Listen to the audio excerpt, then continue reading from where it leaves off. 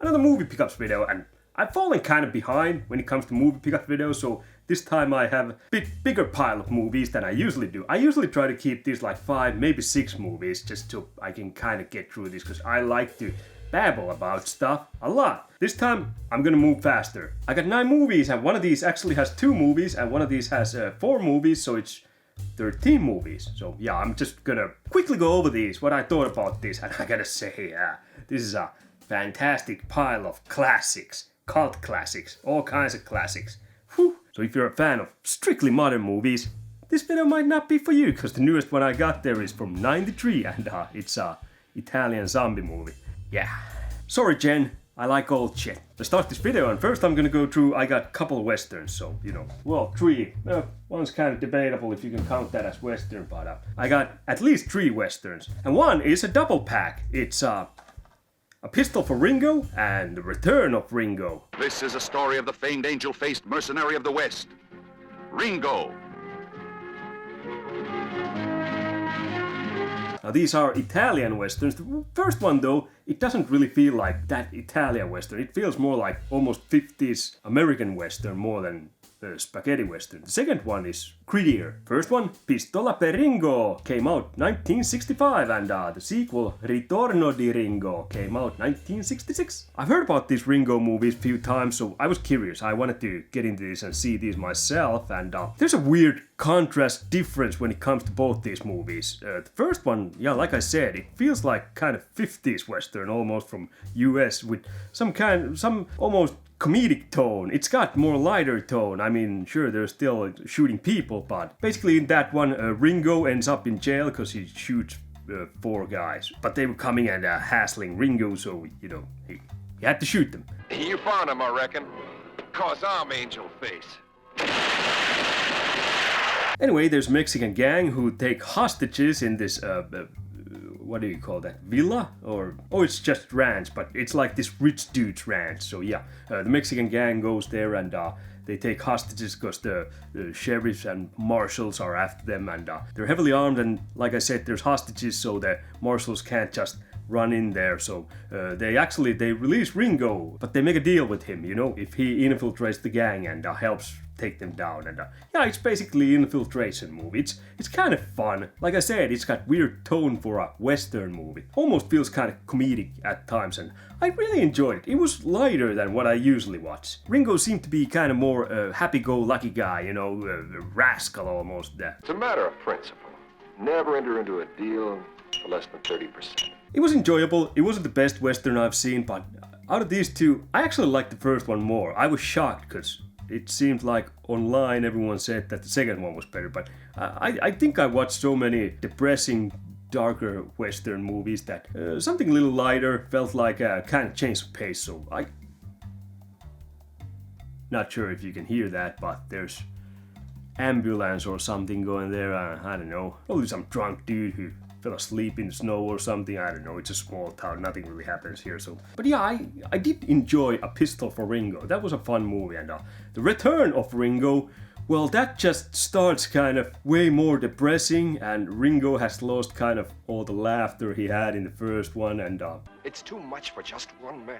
And I've got a bad gun hand, too. He's a war veteran, and it kind of has the same idea. In that one, he has to disguise himself as Mexican in order to take revenge on outlaws who have stolen his property and taken his wife. It's kind of slower moving spaghetti western, but it is more darker and more joyless in its approach to Ringo series. So yeah, it was a good movie. I enjoyed that too, but Pistol for Ringo for me was personally just the better movie out of these 2. I think if I would have not seen so many dark, gritty spaghetti westerns, I might enjoy The Return of Ringo more, but since I've seen a bunch of those now, because I've kind of been trying to look out for those, yeah, Pistol for Ringo felt kind of more change of pace, so yeah. Here he is again, fighting a single-handed battle against injustice. Those were the Ringo movies.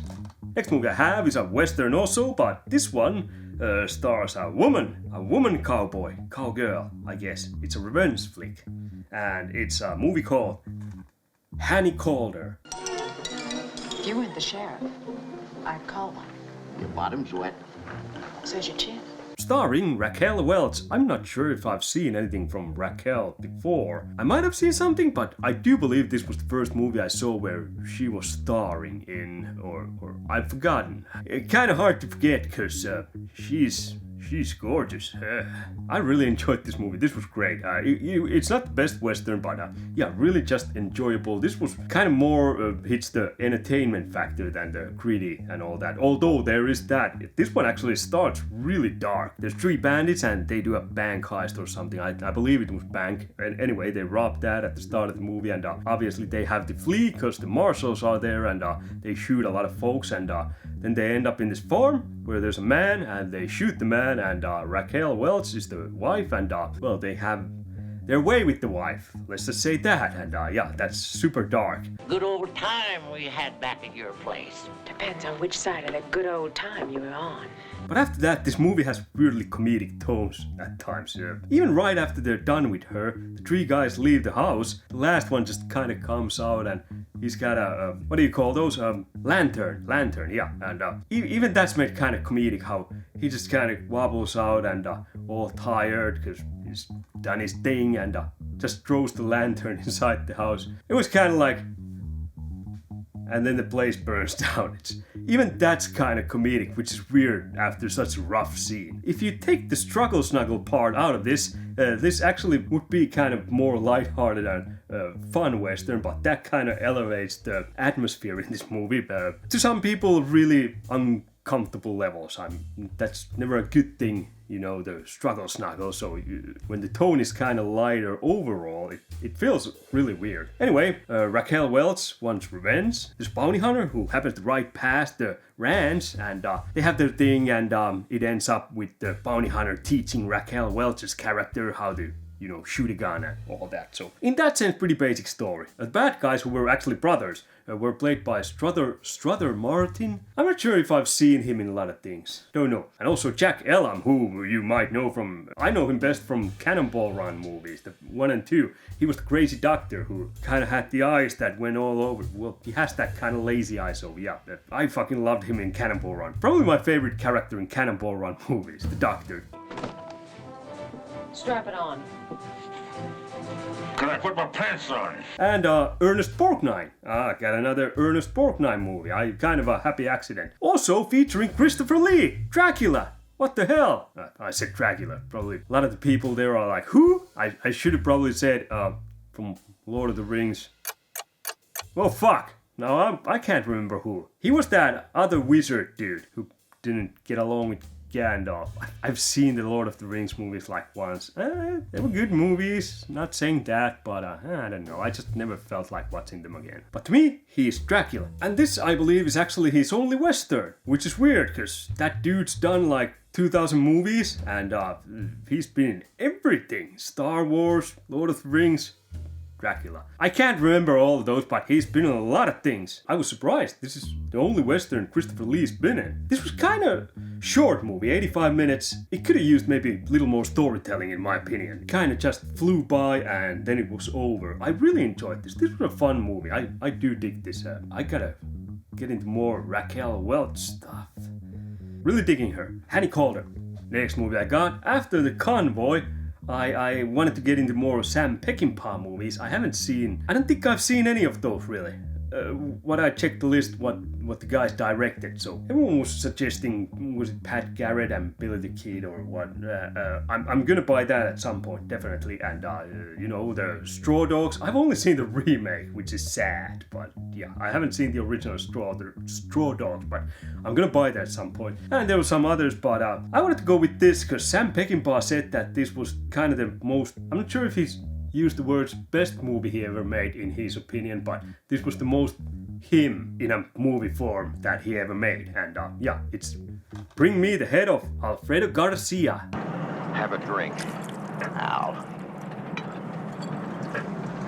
And yeah, I can say this is not a happy movie. It's really nihilistic and just brutal, depressing movie, and I loved it. This was fantastic. Basically, Alfredo Garcia is a guy who got this girl pregnant, but turns out the girl was some mob bosses, some Mexican cartels, I guess. This takes place in the 70s, I guess? I mean, this movie came out in 74, so I think this is supposed to take place during that era. There were cars. I almost kind of want to say this is a Western too, but it's kind of not. This is a love story. This is a failed love story. This is a story about failed love. This is a story about love that was doomed from the start, but that doom is only hastened by greed and obsession. Warren Oates plays Benny, a piano player in Mexican bar, and the mob boss, obviously he wants Alfredo Garcia's head. Alive isn't our problem. Well, how about dead or alive? How about that? Dead. So he puts a bounty on that, and it's $1 million.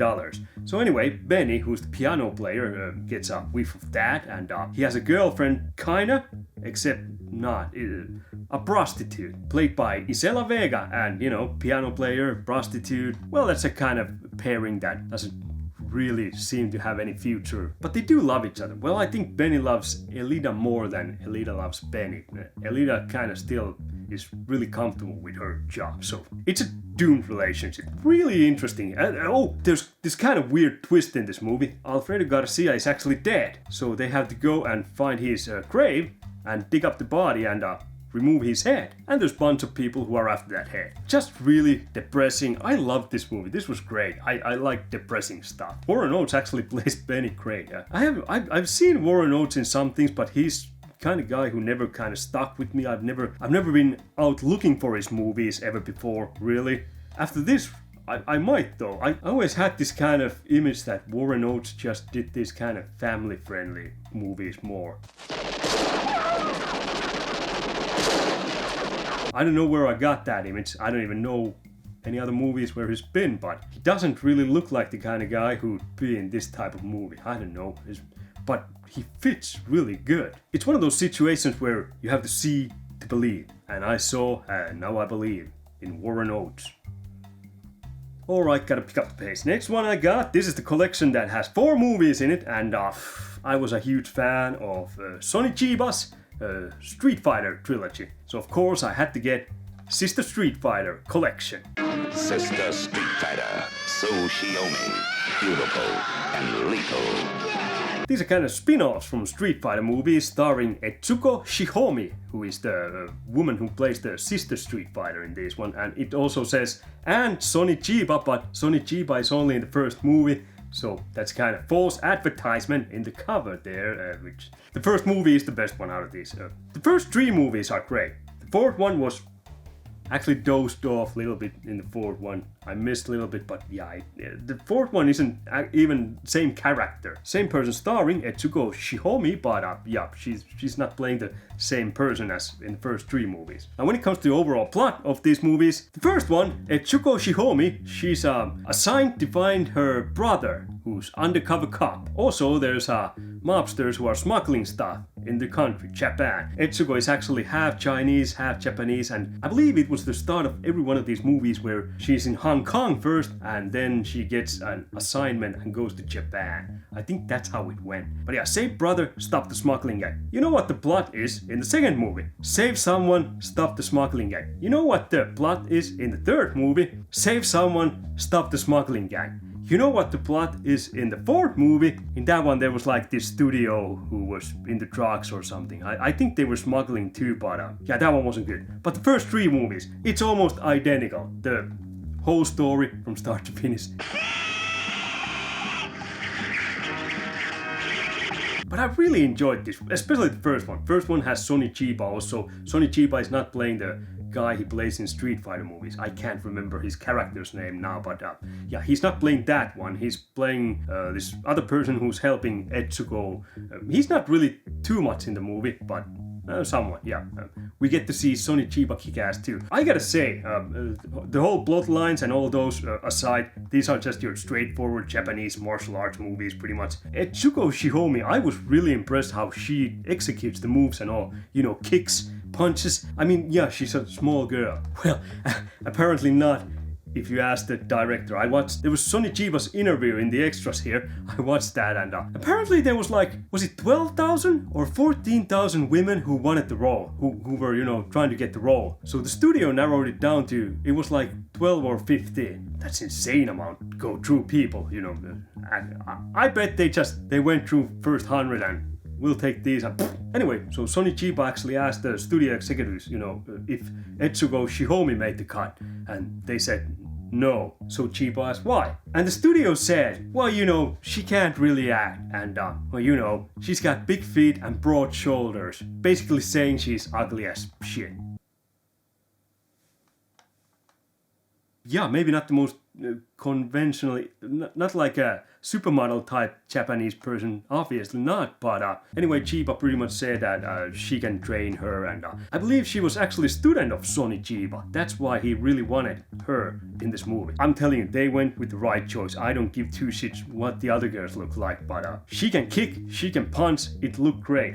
Now when it comes to fighting scenes, they were a bit funny at times, but not because of her moves. Not that. She really kicked ass, but when she was surrounded by people. In this one, the camera really lingered at times, so you could see the bad guys there, really just waiting for their turn to, you know, execute their moves and get their, you know, faces kicked in or punched in. It's actually kind of funny in a few scenes to see her be surrounded by guys, and there's this one guy who's just waiting, you know, is it my turn? It's my turn. And, you go first. It's so blatantly on screen that it's kind of funny at times, but yeah.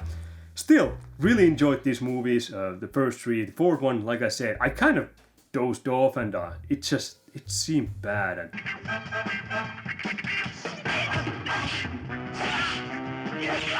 first one is Sister Street Fighter, the second one is Sister Street Fighter Hanging by a Thread, and the third one is Return of the Sister Street Fighter. And then there's the final movie, which is Sister Street Fighter 5th Level Fist. キクのお婿さんに来てくれはんのどうしたらもう願うたり叶うたりどすわなあお父さん And what's weird about it, the last one came out in 76, and that was directed by Shigehiro Ozawa, who apparently directed the first Street Fighter movies, but in these ones he made the worst one. I love the first three Street Fighter, especially the first one. It's so goddamn good. One Japanese martial arts. These are fun. These are fun. Really liked it. Next movie I have. This was definitely the funnest movie in this bunch, and I had heard a couple of times this mentioned. I kind of wanted to see this, so now I came across this, so I just had to buy this. Anyway, the movie is Dellamorte Dellamore.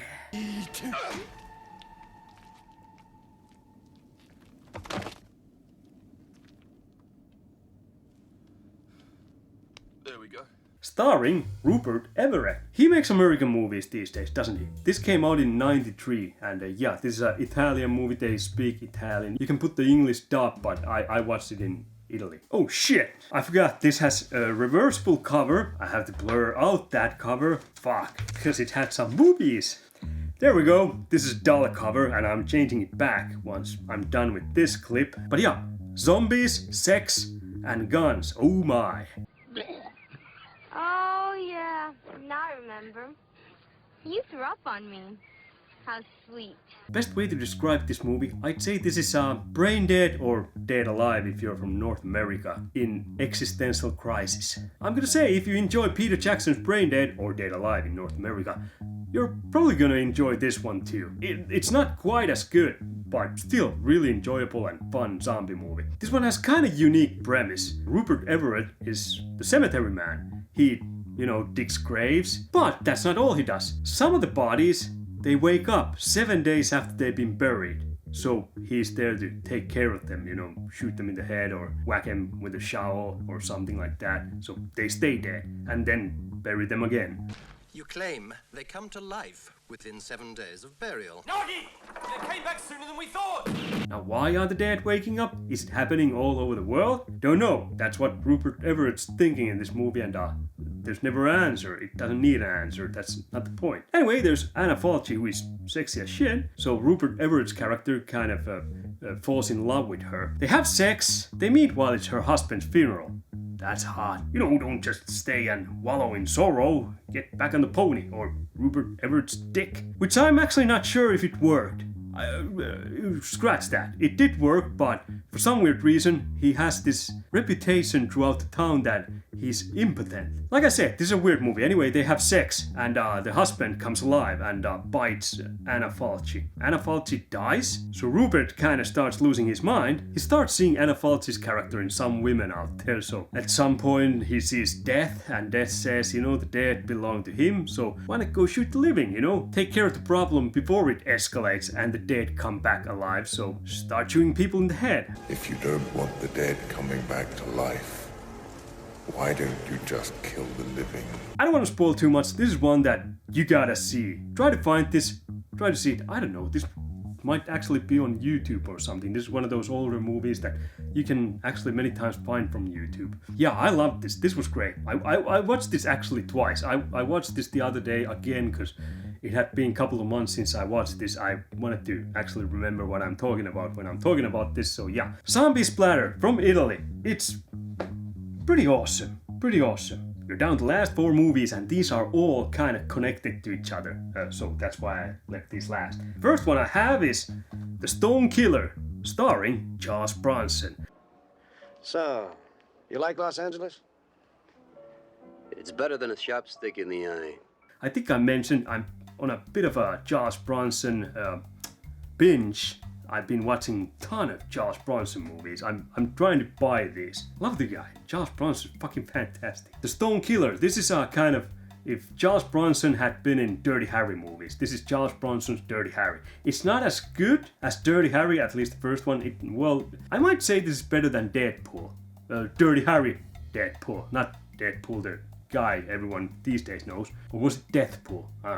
Whatever. Charles Bronson is a cop. And he plays dirty, it says there. This cop plays dirty. There's mafia and there's murders, and Charles Bronson is trying to uncover who's behind the killings and what's going on. And pretty straightforward cop movie from the 70s. 73 this came out, and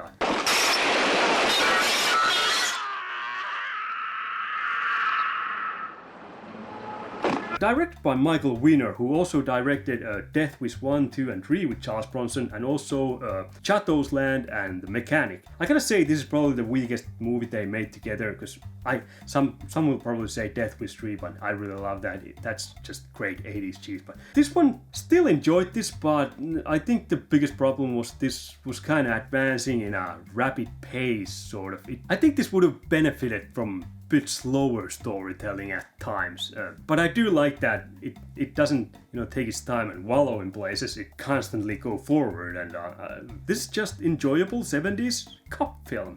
The cops are racist, not Charles Bronson but all the other cops. For some weird reason they really make a point about that at the start of this movie. The problem with that is they don't really go back to that too much. I thought it was going to play more into the story, the cops being all racist. They just start this movie with cops being just racist assholes, and well, there are also Black Panther members and stuff like that, but they don't really play too much into racism viewpoint in this movie, so I don't know, they could have maybe done something more with that. I still don't want to marry your sister. That breaks me up. You ought to see the slob she did marry. Racist cops. Charles Bronson's not racist. Charles Bronson's great. He kills the bad guys, and I enjoyed it. If you enjoy Charles Bronson movies or 70s action movies, you might enjoy it too. Now, how does that movie connect to the next movie I have? Well, it's also a Charles Bronson movie. Hard Times, starring Charles Bronson as Cheney, a drifter. When I get enough change in my pocket, I'm going. This one's directed by Walter Hill, who is one of my favorite directors, The Warriors. One of the best movies ever made. Hard Times! I had never seen this before. I really wanted to see this because of Walter Hill and Charles Bronson. Also James Coburn, who's great. I love James Coburn. Such a unique voice and face, and just, the bastard when you see it. I propose a toast to the best man I know. Me. This one takes place during the Great Depression, and Bronson plays a drifter who's caught up in the fight game. Down on his luck bum who uses trains to travel across America, one of those train bombs. Homeless people, except more adventurous. Anyway, he goes to New Orleans and meets a hustler named Speed. Not Speedy, like me, but Speed, who's played by James Coburn. And basically, if you've seen Clint Eastwood's Any Which Way But Loose, and Any Which Way But Can. I can't remember which one was the first, which one was the second, but kind of the same idea. In that one, Clint Eastwood does these illegal fights. So in this one, Charles Bronson does those illegal fights, and he's good. He keeps winning. But of course, the story goes after beating the local crooks champ, he doesn't want to fight anymore. He's got enough cash. He's not greedy man. He just likes to travel and fight whenever. Hey, Pops, you're a little old for this, ain't you?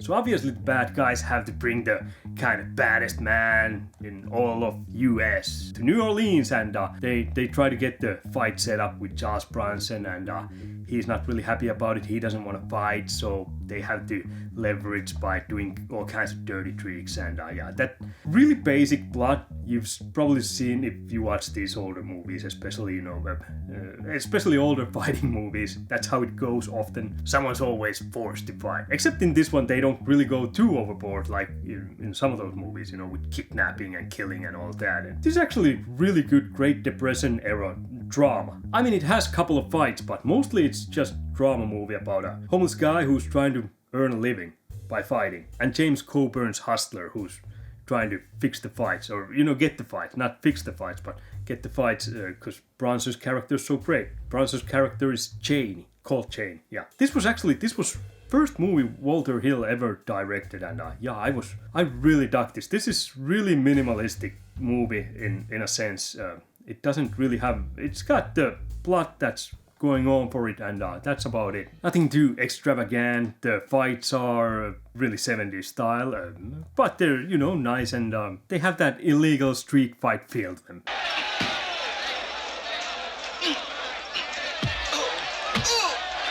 Really dug this movie. This was really great. This was definitely the better Bronson movie I got. Even though I really liked the Stone Killer Hard Times. This is so goddamn good.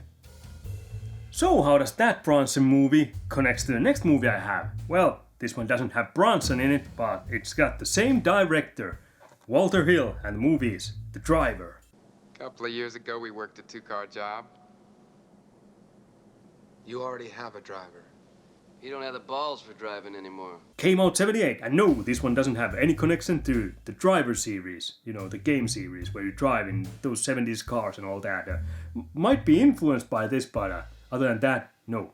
In this one, Ryan O'Neal is the best getaway driver there is. You know, he does jobs. He's really picky who he works with. Basically, bad guys, he's the getaway driver, and Bruce Dern's character is a cop who's after Ryan O'Neal. Bruce Dern actually knows who Ryan O'Neal is, but he doesn't have any evidence. So it's kind of cat and mouse game between those two. You know what I'm gonna do? I'm gonna catch the cowboy that's never been caught. Bruce Dern is trying to catch Ryan O'Neal, and Ryan O'Neal always tries to kind of stay ahead of that. Ahead of Bruce Dern's character. This is kind of unique and fun movie in the sense that no one has names. The main character, Ryan O'Neal, is the driver, and Bruce Dern is the detective. Oh, and one of the reasons why I really wanted this was because this one has Isabelle Adjani, who I've seen in that Nosferatu, the 1979 Nosferatu. She's in that one, and she was great. I'm still kind of trying to make my top 10 female actress list, because I've done my male list. That was easy because I followed more men actors than female actors. So Isabelle Adjani just made such an impact on me during the Nosferatu 1979 that yeah, I decided to watch some of her other movies too. So I got this one, and in this one, well, it's totally different type of movie than Nosferatu. So in that one, she was just hauntingly gorgeous. She was probably my favorite in that movie. In this movie, yeah, Ryan O'Neal and Bruce Dern are definitely the main guys in this one. Isabelle Adjani is seeing Ryan O'Neal. They get to know each other in this movie, and doesn't have as big role in this, but man, she's good. She has this kind of presence that... Did you ever get caught on one of your jobs? Hasn't happened yet. Not a lot of actors have. She's just so unique. Her appearance, sure, but just overall aura. She's really great. I do love her, but yeah, Bruce Dern was probably... I don't know. Ryan O'Neal is kind of... he's this very stoic, quiet guy who does the job. He's a professional to the end. Bruce Dern was probably my favorite in this one. He's the detective, and he kind of goes overboard, and he's obsessed with catching Ryan O'Neill's. Also, this one has some chase scenes because it is the driver. And while the chase scenes, they aren't these over-the-top chase scenes that you might have seen in movies like, I don't know, Fast and Furious. No CGI here. Really, it says here, a diamond-tight minimalist masterclass, and I fully agree.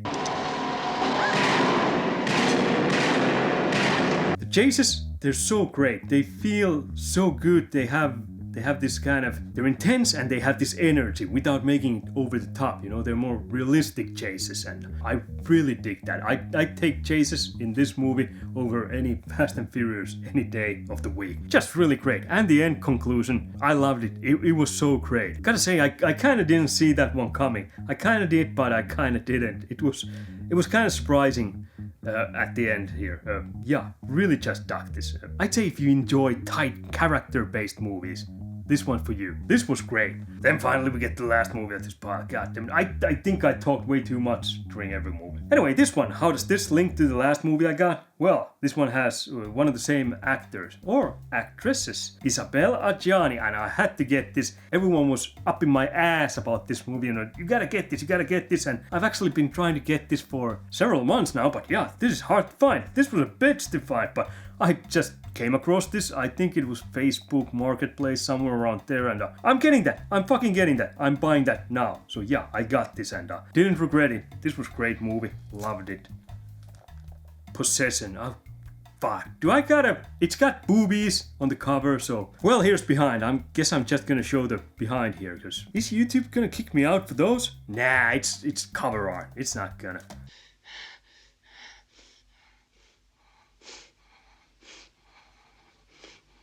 Well, screw it. Possession, filmed by Andrzej Zulawski. I'd like to say Andrew Zulawski. Andrzej Zulawski. Fuck. Starring Isabelle Adjani and Sam Neill. There's also Margit Karstensen and Heinz Bennett. I'm just gonna throw the cover away because I don't want to be showing those boobies all the time here. And this was a weird movie. It's over 2 hours. Yeah, it's a little over 2 hours long. The first 15 to 20 minutes while I was watching this movie, I was kind of... Something's off. You have someone. Yes. Do you sleep with him? Yes. The way Sam Neill and Isabelle Adjani were talking in this movie, first of all, it takes place, I think that was shot in some Eastern European place or something like that. The whole movie looks grey and bleak. Just the surroundings. Concrete, crappy looking, buildings. What do you expect to see in Eastern Europe? Or in Finland if you go to Kouvola. Never been there, but I've seen pictures and it looks like shithole. I'm sorry if you're from Kouvola, but the pictures, they don't look good. So the way the movie starts, they're going through a breakup and they have a son. It feels like you're jumping kind of in the middle of a movie. The way they act, they talk, it's like they're not doing movie really. It's more theatrical, like theater show, on stage. That's kind of how they talk, which was really weird. Like I said, first 15-20 minutes, I was kind of trying to decide if this is really a great movie like everyone said, or if this is just total crap. It took a little time to click, and once you watch the movie all the way through, now I have to watch it again. It'll make so much more sense now, but it's possession. There is somewhat possession angle going, but it's not exactly like Exorcist. This is really unique. What I miscarried there was Sister Faith, and what was left is Sister Chance. Really hard movie to describe because I don't want to spoil anything, so I'm not gonna say much, but I'll say this. It did kind of blow my mind, how it advanced and what was actually going on, and I need to watch it again to kind of catch more stuff myself. Such a weird movie. It's mostly all about their breakup and Sam Neill being almost obsessed with, well, he is kind of obsessed with Isabelle Adjani's character, and they both play their parts so well. It's so unique. I've never seen Sam Neill in a role like this. Well, I've seen him in Jurassic Park and a couple of others, but this was just totally unique. And Isabelle Adjani, she's well, this is closer to Nosferatu acting, still really different. Like, this is really unique. I wish I could tell you more, but like I said, I don't want to spoil it, but things take a twisted turn. It has some disgusting. It's got some body horror. Let's say that. But I don't want to say in how that plays into the whole story, because it really is just. It's a movie you have to see. I really suck at trying to describe this because I'm not trying to say too much, but at the same time I'm kind of trying to sell to you that if you like weird horror movies that are kind of unique, this is one that I'd suggest you take a peek. If you can find this from somewhere, like I said, really, especially here in Finland, I think Europe overall, really hard to find a copy of this movie, and I don't believe this is in any streaming services. Oh, it's actually on YouTube. Probably most of these movies are on YouTube because YouTube has a lot of, small cult classics from 70s, 80s, 60s. Yeah, it's there. Huh, well, hot diggity. But yeah, I really don't know what else to say about this. Like I said, don't want to spoil it. It's on YouTube if you want to check it out. I don't know how the subtitling and all that is though, but that's an option. That's all I'm going to say about this movie. It is unique. Really dug it. Anyway, so that was the pile of movies I had this time, and you know what? If I had to pick my favorite out of this, that's a tough one. Possession, possibly, but also The Driver and Bring Me the Head of Alfredo Garcia. Those were fucking fantastic too. Hard Times also fucking fantastic, but I do think The Driver was better Walter Hill movie in this. But not really bad movies. Well, except maybe the Ford Sister Street Fighter movie. That was kind of weak. It wasn't like crappy, but yeah, it was weak. It was definitely the weakest. Good pa. God dang. Anyway, I think I've talked enough here. Fuck off, and I'll fuck off, and we'll meet back here when I upload more crap. And next time, I'll try to make fewer movies. It's just... And I'll try to get past them quicker. I get the mouth diarrhea. Also, I kind of lose my train of thought at times, so it kind of makes this harder for me. Editing's gonna be a bitch. It's always a bitch, because I talk so much and I need to cut a lot of shit out. Now I'm gonna go and ponder if I should blur out the tits. I mean, they're kind of light blue, and it's kind of it's a mythical thing. I'm not blurring out this one's tits. Fuck it. I'll risk it. Goodbye.